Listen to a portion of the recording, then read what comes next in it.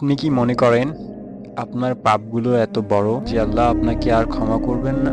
আপনি কি নিজের উপর হতাশ হয়ে পড়েছেন? আজ আমি আপনাকে এমন একজনের গল্প শোনাবো যে শুধু পাপী ছিল না, সে ছিল অন্ধকারের এক কারিগর। কিন্তু তার ফিরে আসার গল্পটি আপনাকে চোখের জল মুছতে বাধ্য করবে।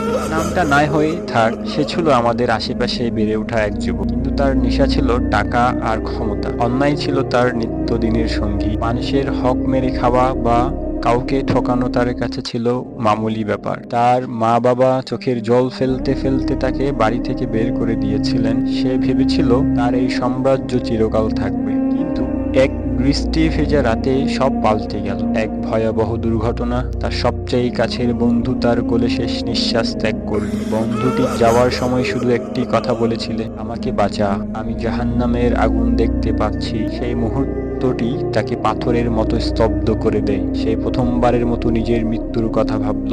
দুর্ঘটনা থেকে সুস্থ হয়ে সে আর সেই অন্ধকার জীবনে ফিরে যায়নি। রাতের নিস্তব্ধতায় সে উজু করল। বহু বছর পর সে জায়নামাজে দাঁড়াল। আল্লাহর কাছে সে কোনো কিছু চায়নি, শুধু বলেছিল, ইয়া আল্লাহ, আমাকে মাফ করে দাও। সারা রাত সে কেঁদে জায়নামাজ ভিজিয়ে ফেলল। সে অনুভব করল এক অভূতপূর্ব শান্তি, যা সে কোটি টাকায় পায়নি।